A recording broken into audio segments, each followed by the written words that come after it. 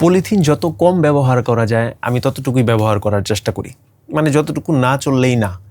অবশ্য পলিথিনটা খুব হালকা পাতলা, খুব স্লিম, তো পকেটের মধ্যে নিয়ে যাওয়া যায় বা কোনো একটা জায়গাতে খুব কম, মানে সব জায়গাতে পাওয়া যায়, সহজলভ্য একটা জিনিস। বাট পলিথিনটা খারাপ বা পরিবেশের জন্য খারাপ, এই জিনিসটা আসলে কেউ অস্বীকার তো করতে পারবে না, তাই না? পলিথিন কিন্তু মানে প্রায় অপচনশীল বলতে পারেন। লাইক আপনি যদি মাটির মধ্যে দেন তাহলে দেখা যাবে যে সাধারণত কয়েকশো বছরের মধ্যে আসলে মাটির সাথে মিশে গেছে। একটা জিনিস খেয়াল করেন, মাটিতে মিশে যাওয়া মানে কিন্তু পচে যাওয়া না, ঠিক আছে? মাটিতে মিশা যায় ঠিকই, কিন্তু এটা আসলে পচে না, এটা মাইক্রোপ্লাস্টিক আকারে ভাঙা যায়। ইটস লাইক, মানে ধরেন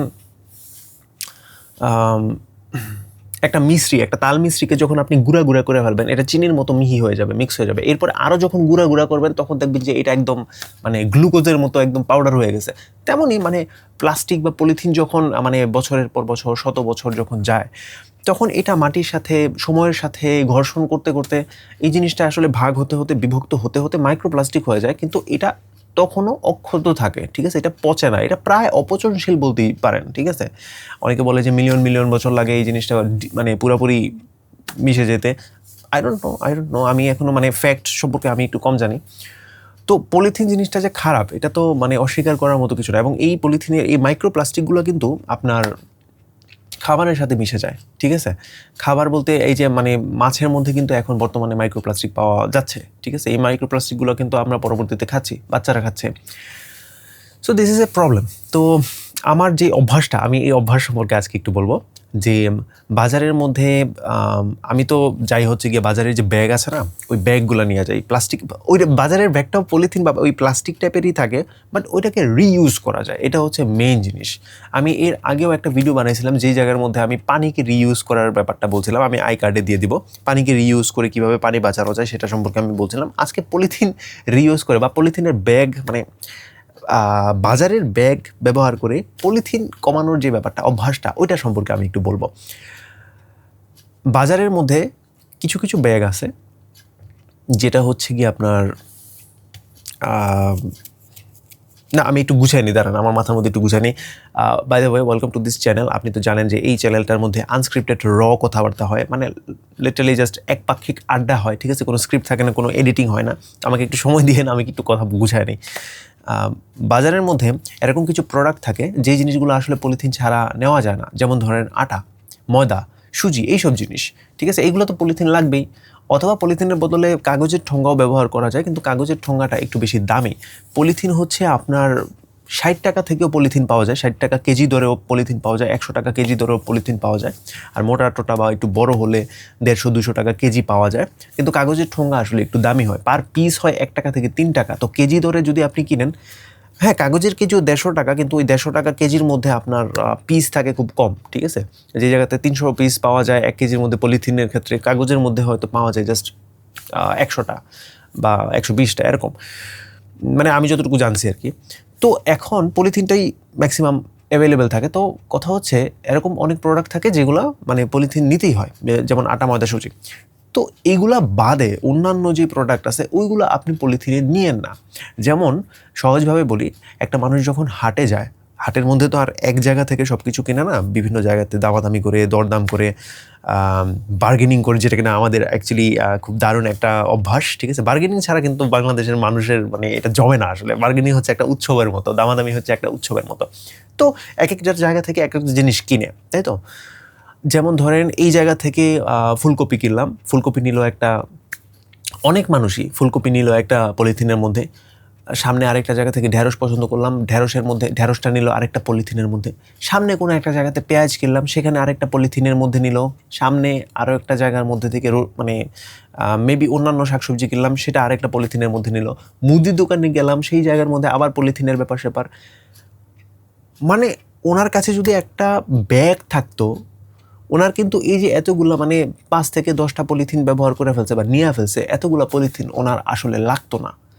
যেই ব্যাগের মধ্যে আলু রাখতো সেই ব্যাগের মধ্যেই কিন্তু পেঁয়াজ, রসুন এগুলোও রাখতো, ঠিক আছে? তো এত পলিথিন হয়তো ওনার লাগতো না, কিন্তু উনি জাস্ট একটা ব্যাগটা নেয় নাই বলে, ব্যাগের দাম কত? 10 টাকা। এখন এই 10 টাকার ব্যাগ আপনি মানে কয়েক বছর ধরে আরামসে ইউজ করতে পারবেন, এবং এই কয়েক বছরে আপনি অনেক অনেক পলিথিন বাঁচায় ফেলতে পারবেন। পলিথিন বাঁচায় ফেলতে পারবেন বলতে আপনি আর পলিথিন নিতে হবে না, মানে এটা ইভেনচুয়ালি কিন্তু আপনার পরিবেশের জন্য খুব মানে পরিবেশের জন্য কিন্তু খুব ভালো একটা ব্যাপার। আমি আপনাকে আরেকটু বুঝাই। ধরেন আপনার প্রত্যেক দিনই মানে কোনো না কোনো কিছু আনতে হয় এবং প্রত্যেক দিনে আপনি পলিথিনের মধ্যে কোনো না কোনো জিনিস আনতেছেন, লাইক যখনই বাজারে যাচ্ছেন, যখনই কিছু আনতে হচ্ছে পলিথিনের মধ্যে ব্যবহার করতে হচ্ছে। এখন সমস্যা যেটা হয় ধরেন প্রত্যেক দিন আপনি একটা করে পলিথিন নিয়ে আসতেছেন, প্রত্যেক দিন 30 দিনে 30টা পলিথিন। আমি একা যদি 30টা পলিথিন নিয়ে আসি এক মাসে, 16 কোটি মানুষ গুণ 30, এখন 16 কোটি মানুষ তো আর বাজার সদাই করে না, ধরেন 5 কোটি মানুষ বাজার করে, 5 কোটি গুণ 30, 3 5 15, তো 125 কোটি পলিথিন। 125 কোটি ম্যান, এটা অনেক, 150 কোটি না? তো এত পলিথিন, মানে এটা টনের পর টন পলিথিন। আর পলিথিন আপনি টন দিয়ে হিসাব করেন না, এটা আপনি সারফেস এরিয়া দিয়ে করেন, কারণ এই পলিথিনগুলো কিন্তু আপনি মাটিতে বা অনেক জায়গাতে নদী নালার মধ্যে যাচ্ছে, ঠিক আছে, পুকুরের মধ্যে যাচ্ছে। তো এটা তো আপনি কন্ট্রোলও করতে পারতেছেন না, এরকম একটা জিনিস কন্ট্রোল খুব কম করা যায়। তবে একটা খুশির ব্যাপার হচ্ছে 37% পলিথিন প্লাস্টিক পদার্থ নাকি মানে রিসাইকেল করা হয় বাংলাদেশের মধ্যে।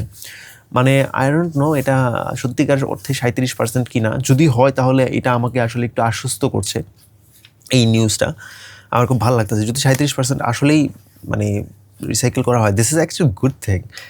বাট বাকি 63% তো মানে ধরা ছোঁয়ার বাইরে চলে যেতেছে, তাই না? ওইগুলো তো মাটির সাথে মানে পড়ে রয়েছে, এখানে গাছ হবে না, গাছের শিকড় এটা ভেদ করতে পারবে না।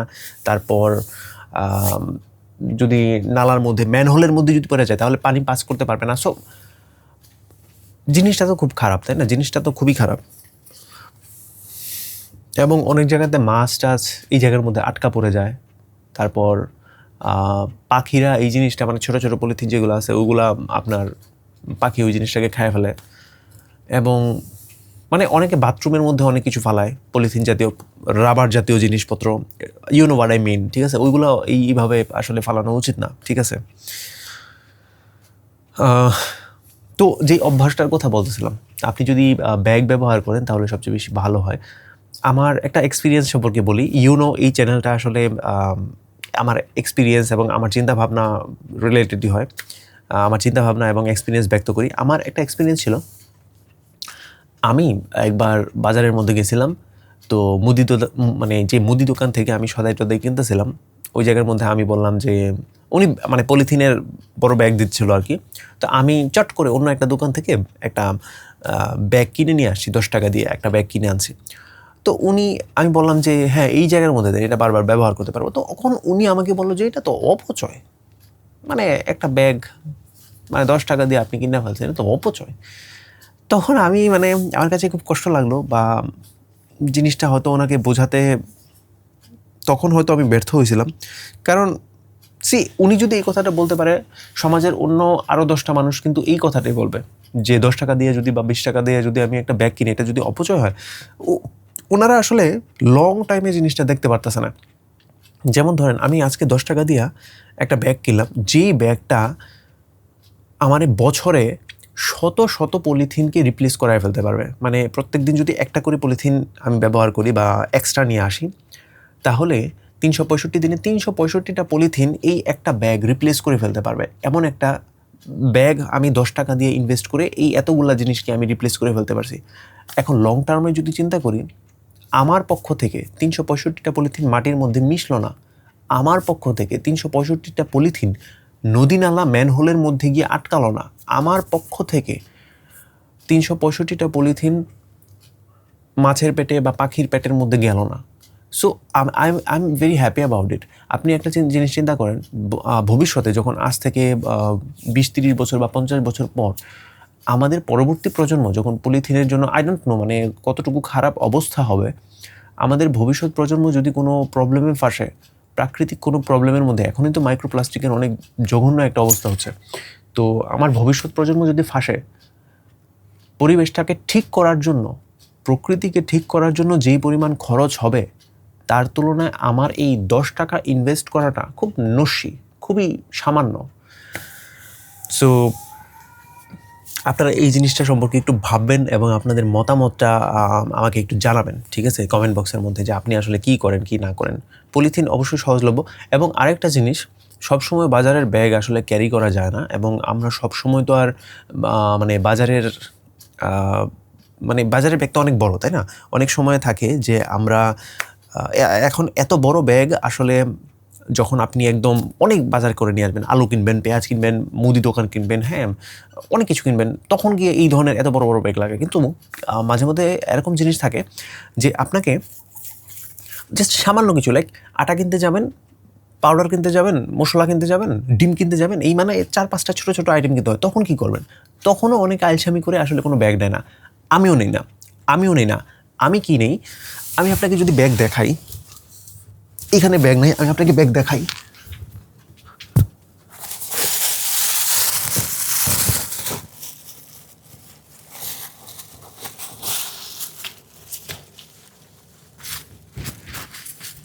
হ্যাঁ, আই এম সরি, আমি আপনাকে একটু ওয়েট করাইছি।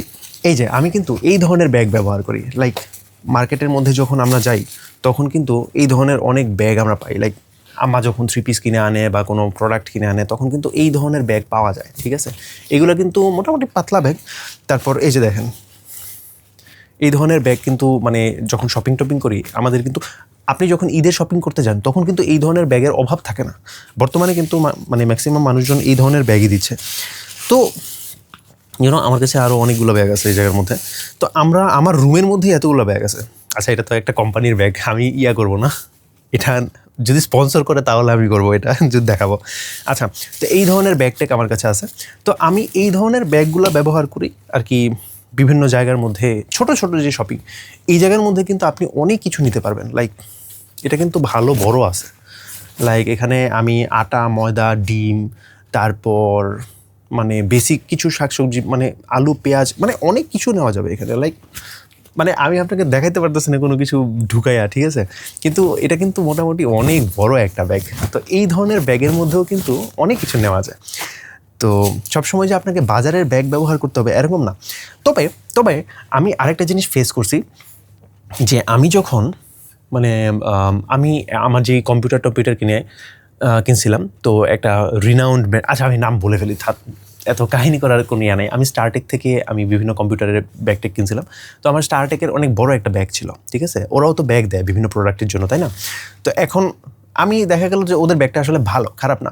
তারপর ওই ব্যাগটা নিয়ে আমি প্রায় সময় বাজারের মধ্যে যাই। তো আমার এক বড় ভাই, ও বলতেছে, কি তুমি কি মানে দেখাইতেছো, হ্যাঁ, তুমি স্টারটেকের মধ্যে থেকে কিনছো? আমরা কিন্তু গ্রামের মধ্যে থাকি, ঠিক আছে? ওই জায়গার মধ্যে মানুষ যদি দেখেও যে এই ব্যাগটার মধ্যে দিয়ে নিয়ে যাইতেছে, মানুষ এমনি তো চিনবে না। আর আমি যদি ফ্লেক্স করি, তাহলে কি যায় আসে, তাই না? একটা মানুষ, মানে আপনি একটা জিনিস চিন্তা করতে পারেন, আমি কোনো একটা নর্মাল একটা ব্যাগ ব্যবহার করতেছি, এই জিনিসটা নাকি ফ্লেক্স হয়ে গেল। মানুষ কি না বলে আমি ব্যাগ ব্যবহার করছি পলিথিনকে রিপ্লেস করার জন্য। আমাকে বলা হচ্ছে যে তুমি কি মানুষকে দেখাইতেছো যে তুমি এই ব্র্যান্ড ব্যবহার করো। হ্যাঁ, আমার মোটেও এরকম উদ্দেশ্য না, ঠিক আছে? আমি সারা জীবন এই ধরনের ব্যাগ ব্যবহার করি। বাট হাতের মধ্যে আমার স্টারটেকের ব্যাগটা পড়ে গেছিলো, সো আমি সেটা দিয়ে বাজার করতে গেছি। তো এখানে ফ্লেক্স করার তো কোনো কিছু নেই। মানে মানুষ মানে প্রত্যেকটা পক্ষ নিয়েই কথা বলবে। মানে আপনি ভালো কিছু করেন, খারাপ কিছু করেন, মানুষ আপনাকে কথা শোনাবেই, ঠিক আছে? আপনি যদি মানুষকে নিজের কলিজাটা কাইটা দেন, ওরা বলবে যে হাতে করে দিলা, একটা পিরিচি দিলা না কলিজাটা, এটা কোনো কথা? ভদ্রতার শিখো নাই। তো মানুষ কি না বলে। সো আপনারা এই জিনিসটা ট্রাই করতে পারেন আর নিজের এক্সপিরিয়েন্স ব্যক্ত করতে পারেন।